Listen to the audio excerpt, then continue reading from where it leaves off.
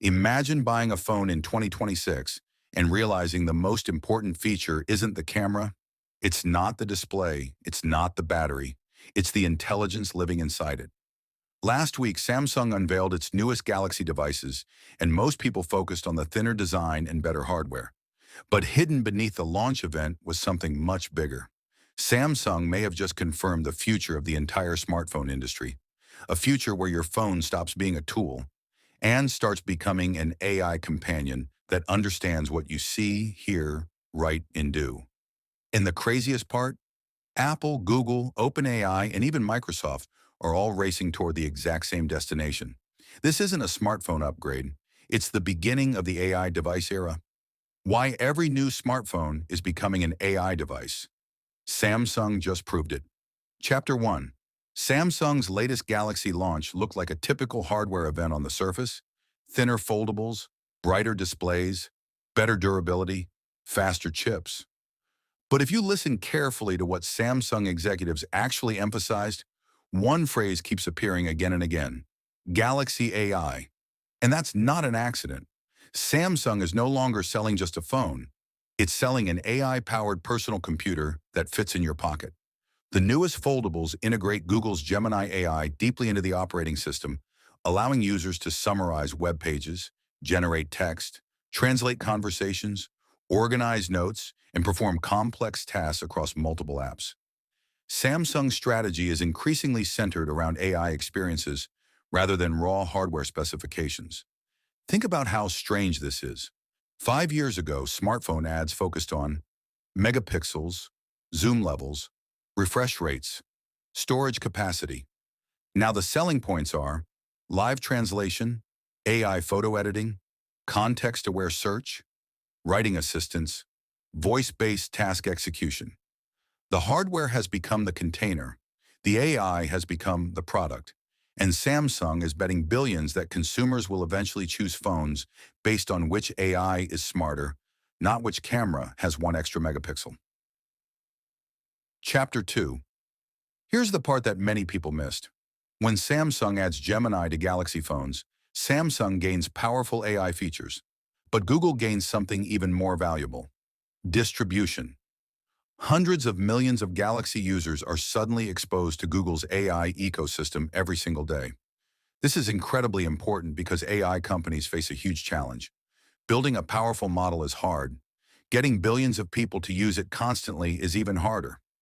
Google already controls Android, Search, Maps, YouTube, Gmail, and Chrome. Now it's weaving Gemini through all of them. Samsung becomes the hardware front door to Google's AI world. And this creates a fascinating power dynamic. Samsung makes the device. Google provides the intelligence. Together, they're trying to create an experience that feels less like using apps and more like interacting with a single intelligent system. This is why the smartphone industry is starting to look surprisingly similar to the AI industry.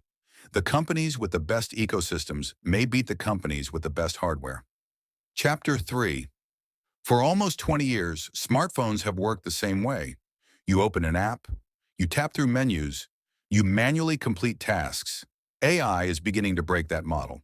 Imagine saying, "Find the restaurant Sarah mentioned last week, make a reservation for Friday at 7, and text the details to the group." To do that, your device must understand who Sarah is, what restaurant was mentioned, which Friday you mean, how to access your messages, how to interact with a booking service, who belongs in the group chat. That's not an app, that's an AI agent. Samsung's recent AI features are early steps toward this future. Google is building similar capabilities with Gemini. Apple is moving in the same direction with Apple Intelligence. The interface of the future may not be a grid of icons. It may be a conversation. And once that happens, the entire smartphone industry changes. The winner won't necessarily be the company with the prettiest app store. It will be the company whose AI understands your intent better than anyone else. Chapter 4. Here's where things get really interesting.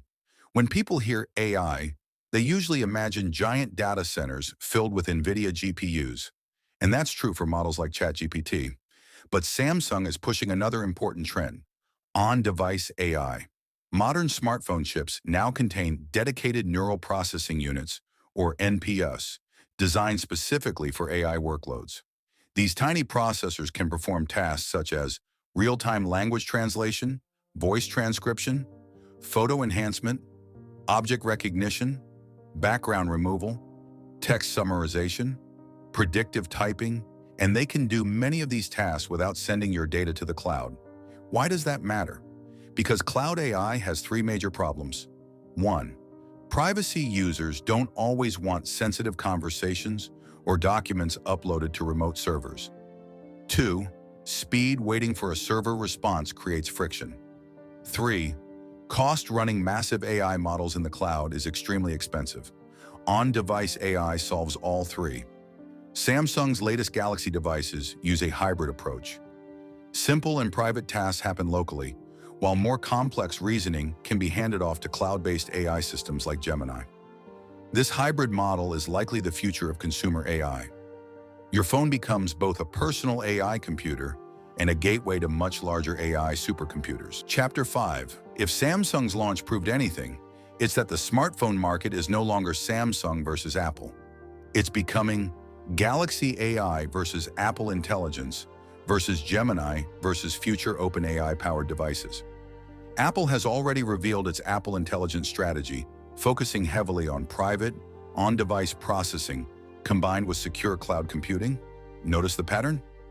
Samsung says Galaxy AI, Google says Gemini, Apple says Apple Intelligence. Different branding, same direction. This is one of the strongest signals that AI is not a temporary feature. It's becoming the core operating system layer of future devices. And Apple has one enormous advantage: control over both the hardware and the software. Samsung has better hardware flexibility. Google has better AI models. Apple has tighter integration. This three-way battle could define the next decade of consumer technology. Chapter 6. Now let's talk about something almost nobody mentions in smartphone reviews. Every AI feature on your phone depends on an enormous global infrastructure. When you use cloud-based AI to summarize a document or generate an image, your request may travel through undersea internet cables, regional data centers, AI accelerator clusters, high-speed networking systems, massive cooling infrastructure. Companies like Microsoft, Google, Meta, and xAI are spending tens of billions of dollars building AI infrastructure to support these experiences. The smartphone in your hand is only the tip of the iceberg. This creates a surprising economic reality. AI features are not free extras. They require advanced semiconductor manufacturing, expensive AI chips, huge amounts of electricity, continuous model training, global cloud infrastructure. In the future, smartphone companies may compete not only on hardware margins, but on how efficiently they can provide AI services at scale. The real business isn't selling you a phone once every 3 years. It's becoming your daily AI platform. Chapter 7. So where does this lead? The next phase of smartphones will likely include persistent AI memory. Your device remembers preferences, habits, projects, and ongoing conversations. Proactive assistance. Instead of waiting for commands, the AI suggests actions before you ask. Cross-app automation. The AI moves seamlessly between messaging, email, calendars, maps, shopping, and productivity tools. Real-time multimodal understanding. Your phone understands text, voice, images, video, and your surrounding environment simultaneously. Wearable integration. Phones may eventually become the AI hub connecting earbuds, watches, glasses, cars, and smart home devices. In other words, the smartphone may evolve from a communication device into a personal intelligence layer that follows you everywhere. And Samsung's latest launch suggests that transition is happening much faster than most people expected. So let's zoom out for a second. This video started with a simple question. Why does Samsung's new phone matter? The answer is that it may represent a much larger shift in technology. For years, smartphones were defined by hardware evolution: bigger screens, better cameras, faster processors. But we're entering an era where the most important upgrade is intelligence. The companies that win the next decade won't just build the best phones. They'll build the best AI experiences. Samsung's latest Galaxy devices show that the industry has already moved beyond the question of whether AI belongs on smartphones. That debate is over. The new question is, which company's AI will become the operating system for your life? And that is a much bigger story than a new camera or a thinner foldable. Because once your phone understands your conversations, your photos, your schedule, your habits, your work, and your intentions, it stops being just a smartphone. It becomes something entirely new, a personal AI device. And Samsung may have just given us a glimpse of that future. If you enjoyed this deep dive into the future of AI devices, make sure to subscribe to AI Hustle. Thanks for watching, and I'll see you in the next episode.